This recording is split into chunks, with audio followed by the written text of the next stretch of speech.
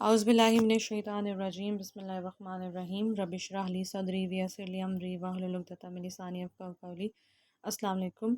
आज हम कार्डियो के कुछ दो टॉपिक्स हैं उसके ऊपर वीडियो बनाएंगे। जो फर्स्ट टॉपिक है हमारा कफ टेक्निक्स है और सेकंड है अस्कल्टेशन ऑफ लंग्स, जिसके अंदर हम लंग्स की साउंड के बारे में देखेंगे कि कौन सी नॉर्मल और एबनॉर्मल साउंड्स होती हैं। सारा लेक्चर मैंने कल हाईलाइट कर लिया था और आज ही मौका मिला इसको रिवाइज़ करने का। और वीडियो मैं बहुत जल्दी बनाना चाहती थी बट सो गई थी मैं और अब मुझे लेट बनानी पड़ रही है, बट स्टिल देखते हैं कि हमारे ये दो टॉपिक्स आज कवर हो जाएंगे इंशाल्लाह। Cuff techniques and assist.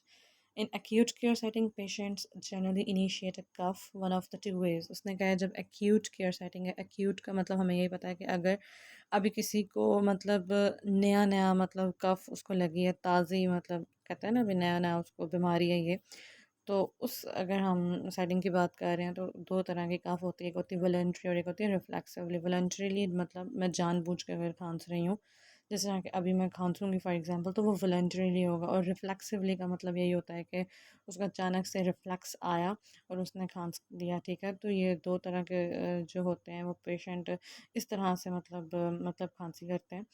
Either way an effective cough consist of the 4 stages. तो कोई भी इफेक्टिव कफ है, ठीक है।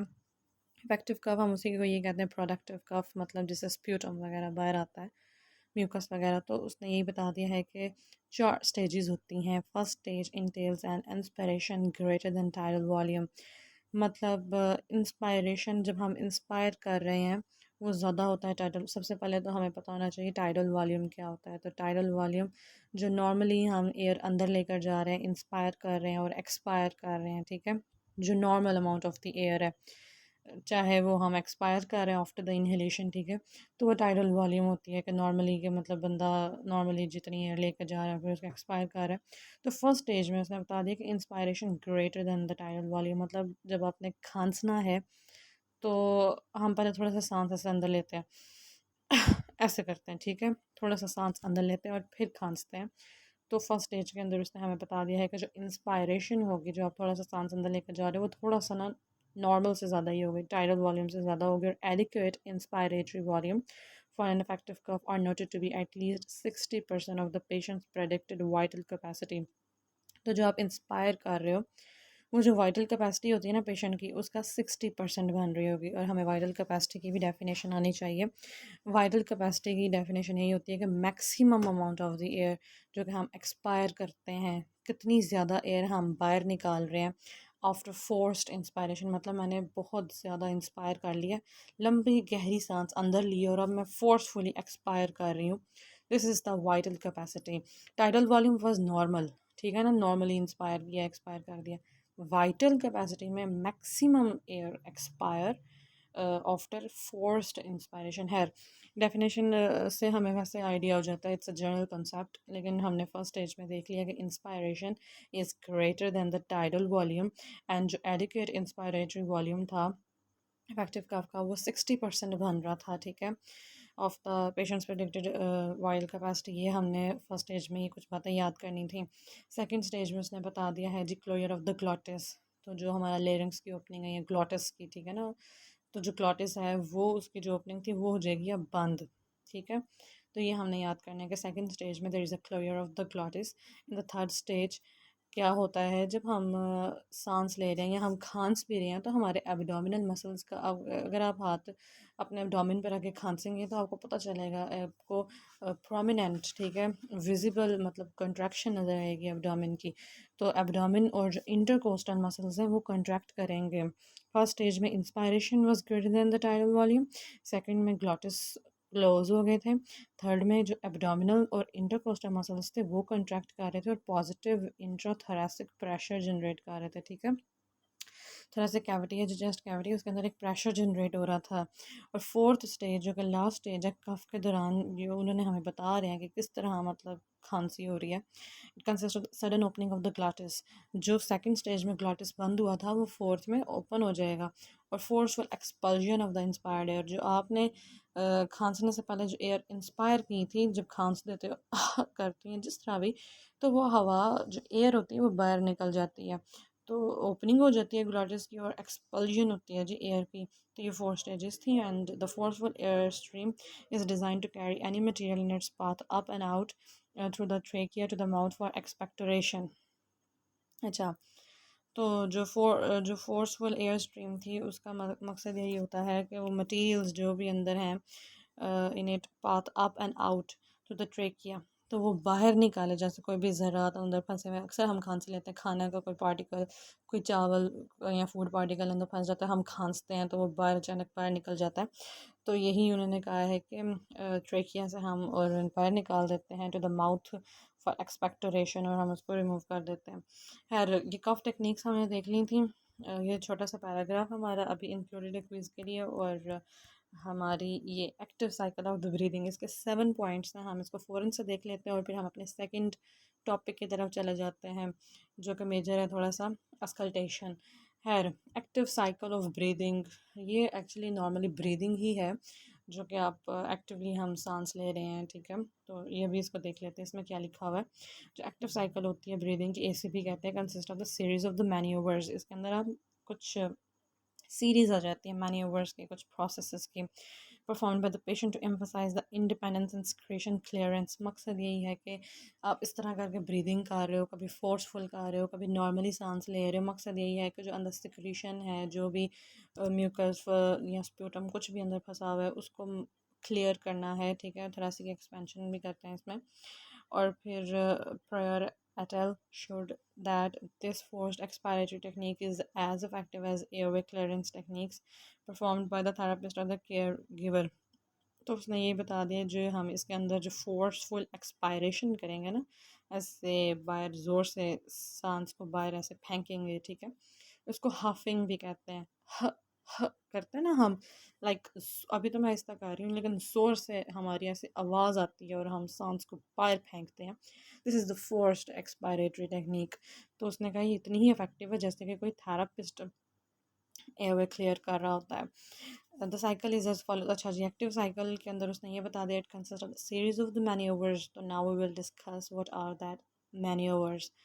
सबसे पहले breathing control. I think so it's breathing control, मतलब आप नॉर्मली ब्रीद कर रहे हो और इसके अंदर डायफ्रामेटिक ब्रीदिंग होती है eight normal tidal volume for 5 to 10 seconds. तो सबसे पहला स्टेप इसके अंदर याद रखना है कि ब्रीदिंग कंट्रोल इसको कहा गया है। मतलब इसके अंदर हो क्या रहा है कि डायफ्रामेटिक ब्रीदिंग हो रही है, मतलब आपके डायफ्राम मसल तो ऑब्वियसली इन्वॉल्व होता है ब्रीदिंग में। तो इसके अंदर क्या हो रहा है जी, डायफ्रामेटिक ब्रीदिंग हो रही है एट नॉर्मल टाइडल वॉल्यूम। वही normally the air comes in and out. तो डायफ्रामेटिक ब्रीदिंग है the normal tidal volume for the 5 to 10 seconds. आप 5 से 10 सेकेंड्स के लिए पेशेंट को कहते हैं जी नॉर्मली ब्रीद करें। सेकंड स्टेप होता है थोरेसिक एक्सपेंशन। अब आपने ऐसे मतलब ब्रीद करना है कि जो चेस्ट कैविटी है उसके अंदर थोड़ी सी एक्सपेंशन हो जाएगी। तो इन अ पोस्टरल ड्रेनेज पोजीशन के, मतलब एक पेशेंट है उसको आपने ऐसी पोजीशन में डाल दिया कि उसका जो पोस्टरल ड्रेनेज यही है कि पोस्टर चेंज करके ड्रेनेज करानी है हमने, उसके अंदर से जो भी चीज़ अंदर है स्प्यूटम वगैरह उसका बाहर रिमूव कराना है। तो उस पोजीशन के अंदर the patient performs deep inhalation with relaxed exhalation at the wild capacity range. तो यही है कि वो गहरा सांस अंदर लेकर जाएगा और फिर रिलैक्स एक्सपायरेशन कर देगा, ठीक है। और उसने वाइल्ड कैपेसिटी की रेंज के अंदर रहते हुए ये सब कुछ किया। This inhalation can be coupled with और without percussion during the exhalation. हम उसको टैप करके फील भी कर सकते हैं कि अंदर आपको कुछ फील हो रहा है कि नहीं। तो थोरेसिक एक्सपेंशन के अंदर उसने क्या बता दिया, एक तो पोस्टरल ड्रेनेज पोजीशन के बारे में बता दिया। दूसरा उसने बता दिया है थोरेसिक एक्सपैंड ही तब करता है जब आप गहरा लंबा सांस अंदर लेते हो, ठीक है, तभी चेस्ट कैविटी एक्सपैंड करती है ना। तो विद रिलैक्स्ड एक्सपायरेशन। फिर इनहेलेशन कैन बी कपल्ड, उसने ये कहा है कि फिर आपने, और हाँ जी, डीप आपने ब्रीथ कर लिया और फिर परकशन भी कर ली। फिर थर्ड, पहले आपने ब्रीदिंग कंट्रोल किया, फिर आपने डीप इंस्पायर कर दिया जिसको उन्होंने एक्सपेंशन कह दिया थोरेसिक।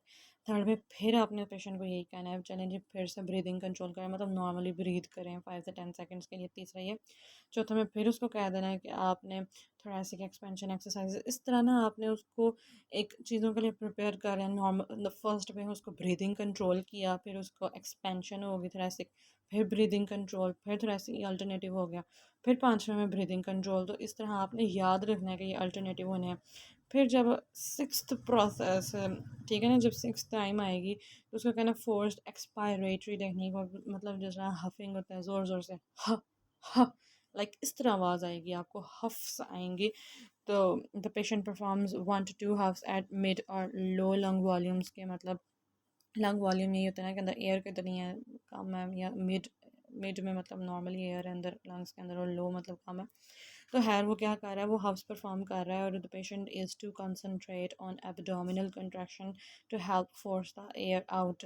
तो फोर्सफुली जब आप कर रहे हो तो आपके एब्डोमिनल्स भी बड़ी मदद करेंगे आपकी, ठीक है। आपने उनके ऊपर फोर्स देखना है कि वो क्या कंसंट्रेट करना है कि क्या वो वाकई एयर ठीक से फोर्स आउट हो रही है कि नहीं। और जो ग्लॉटिस होगा ना इस पूरे प्रोसेस के दौरान वो रिमेन ओपन रहेगा ड्यूरिंग द हफिंग, ठीक है। तो फोर्स में हमने यही देख लिया कि 1 से 2 हफ कर लिए एट द लो और mid lung volume, and the patient is to concentrate on the abdominal contraction to help force the air out, and the glottis will remain open during this process. फिर breathing control, ठीक है ना। Number 1 was the breathing control, the second was the thoracic expansion, third was the breathing control. इसी तरह मतलब हम alternative करते, fourth one was again हमारे पास उसने बता दिया है thoracic expansion बिल्कुल, और फिफ्थ फिर ब्रीदिंग कंट्रोल, और सिक्स में आकर हमने इसको कर लिया। हाँ जी, इसमें हमने दोबारा से फोर्सफुली एक्सपायरेशन कर ली थी, ठीक है। सिक्स में आकर हमें कुछ डिफरेंट किया, और सेवन में फिर से हमने उसको ब्रीदिंग कंट्रोल कर देना है फॉर द 5 से 10 सेकेंड्स, आई थिंक सो। इसको इसी तरह ही याद करना है। और फिर उसने बता दिया है जी, precaution for this technique includes splinting for post operative incisions. तो मकसद यही है कि आपने ना देख लेना है कि एहतियात करनी है कि अगर कोई किसी को ऑपरेशन हुआ हुआ ना, तो जब इंसान खांसता है ज़ोर से तो वो स्टिचेस ख़राब हो सकते हैं। तो ज़रा हमने ये देखना है। और हाइपर एक्टिव जो एयरवेज होते हैं, ठीक है, जो हाइपर एक्टिव है वो इरिटेट भी हो सकते हैं विद डीप ब्रीदिंग एंड हफिंग। हम बार बार डीप ब्रीदिंग करी जा रहे हैं, हफिंग करी जा रहे हैं, तो एयरवे भी फिर डिसरप्ट हो जाता है, डिस्टर्ब हो जाता है। और administration of inhaled bronchodilators before ACB में भी हेल्पफुल। अगर आपने ब्रोंकोडायलेटर ले लिया ना, किसी को बहुत ही प्रॉब्लम थी तो ब्रोंकोडायलेटर ले लिया एक्टिव साइकिल ऑफ ब्रीदिंग से पहले, तो वो हेल्पफुल होता है। तो ये हमने दो छोटे से टॉपिक फटाफट से देख लिए हैं। अब हमारा जो मेजर टॉपिक है और जो लास्ट टॉपिक है, that is involved in the quiz, और जो हमारे सिलेबस का हिस्सा है, that is auscultation of the lungs. वही बस हमारा रह गया है, और फिर हम वाइंड अप कर लेंगे इसको। I think so just about to here. जी ये आ गया।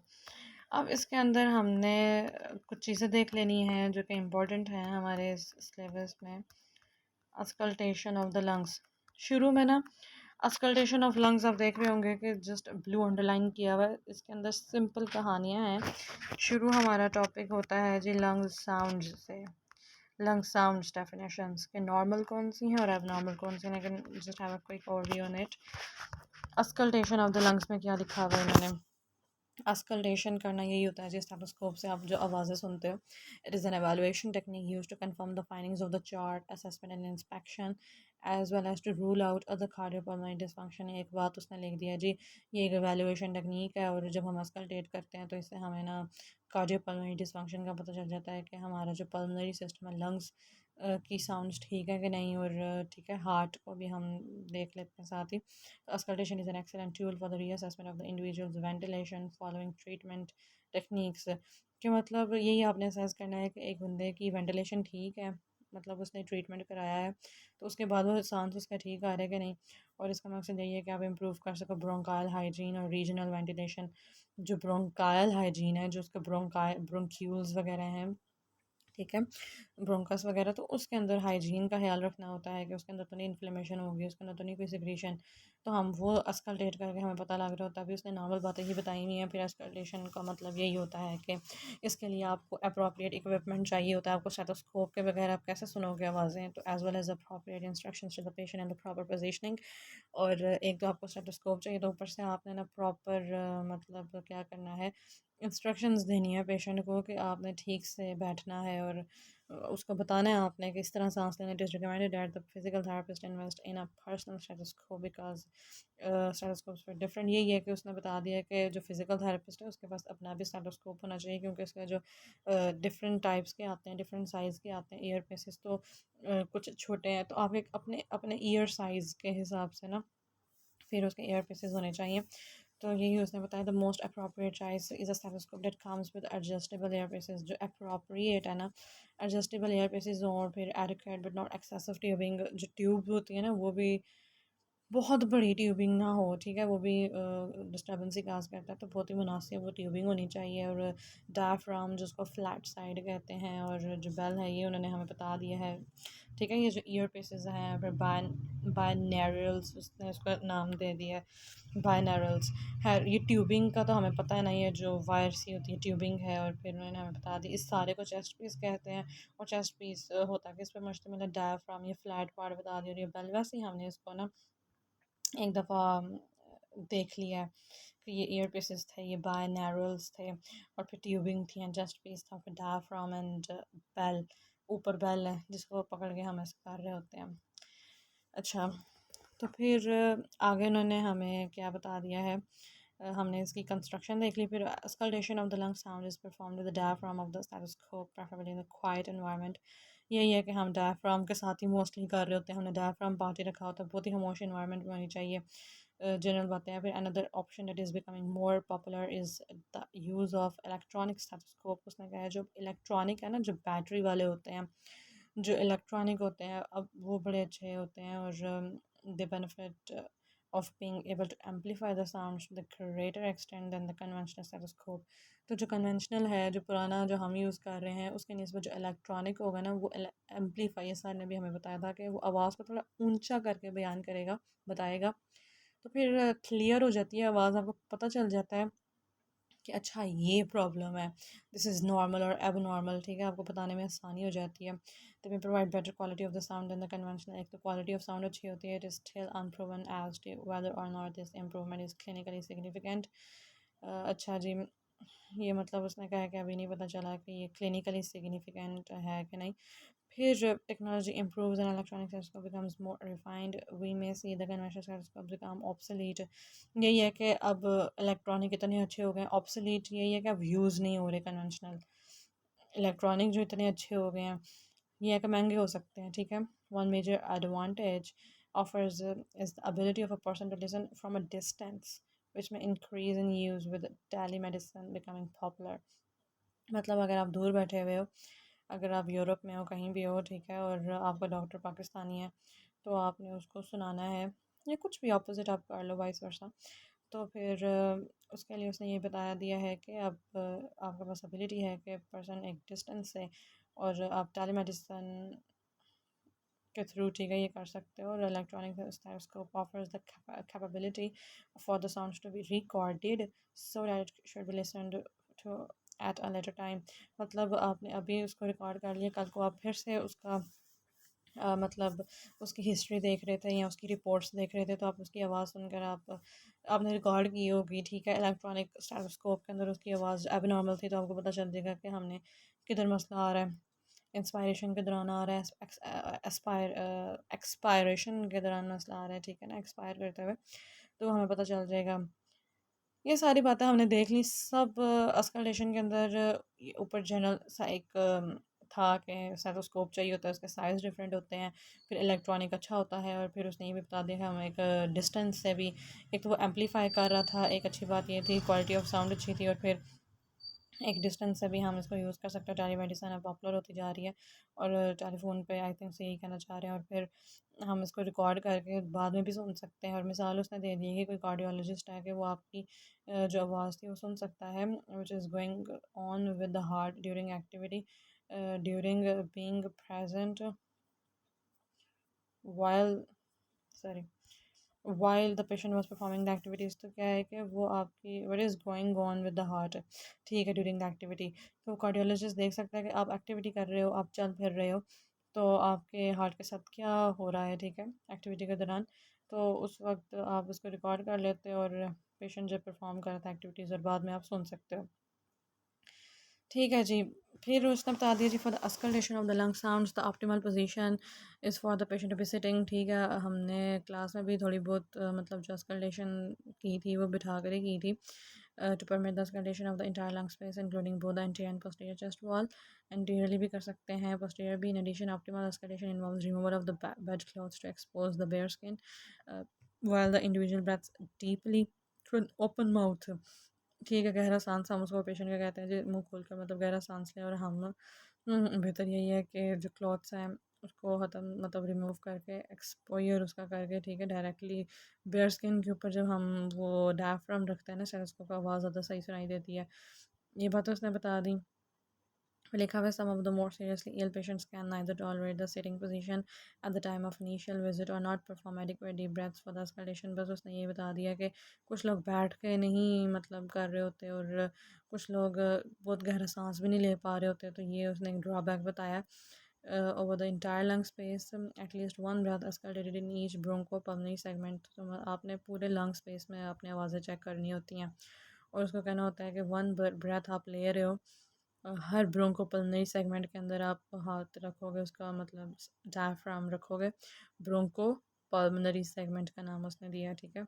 और फिर उसके अंदर हम उसको सुन लेंगे। इंटेंसिटी पिच वगैरह और quality of the breath sound should be compare with the right and left. ये उसने बता दिया। क्रेनियोकॉर्डल डायरेक्शन मतलब ऊपर से लंग्स के ऊपर से नीचे की तरफ आपने आना है और राइट और लेफ्ट लंग्स की कंपेयर करनी है कि इसका राइट लंग ठीक है और लेफ्ट लंग ठीक है। ये कंपेयर करके आपको ज़्यादा समझ आएगी कि इधर आवाज़ कैसी सुनाई दे रही थी तो लेफ्ट में किस तरह सुनाई दे रही थी। और expectation should be performed in a systematic manner. एक सिस्टम के तहत आप करो, एंटीरियरली करो फिर पोस्टीरियरली करो, इस तरह ना। प्रिकॉशंस क्या हैं जी? प्रिकॉशंस उसने हमें बता दिया। एक्सपेक्टेशन करते हुए अपने किन चीज़ों का ज़रा एहतियात करनी है। Prevent the patient from falling if weak or if poor balance is noted. आपने पेशेंट को गिरने से रोक लेना है, ठीक है, अगर उसका जो बैलेंस है वो क्या है, पुअर है, ठीक है। Prevent the patient from falling, तो आप उसको बड़े ध्यान क्योंकि बिठा के हम एस्केलेशन करें, उसको एक सपोर्ट दे दो। This is the first precaution कि हमने उसको सपोर्ट देनी है, हमने उसको गिरने से बचाना है। सेकंड है prevent the patient from becoming dizzy. Second is the hyperventilation with escalating slowly between the pulmonary segments. उसको बार बार कह रहे सांस लो सांस लो सांस लो, तो वो डिजीनेस फील कर सकता है, वो बेचारा उसके अंदर वीकनेस आ सकती है, ठीक है, क्योंकि हाइपर वेंटिलेशन होगी उसकी। हम बार बार उसको कह रहे हैं जी अब इधर सांस लें, मैंने आवाज़ सुननी है, तो आपने उसको डिज़ी होने से बचा लेना है। और फिर तीसरी प्रिकॉशन है जी maintain appropriate draping of the patient particularly females. तो आपने जो ड्रैपिंग ऑफ द पेशेंट है उसको मेंटेन रखना है। मुझे अब इसका मीनिंग भूल गया, ड्रैपिंग क्या होता है। हाँ जी, लेट मी चेक इट।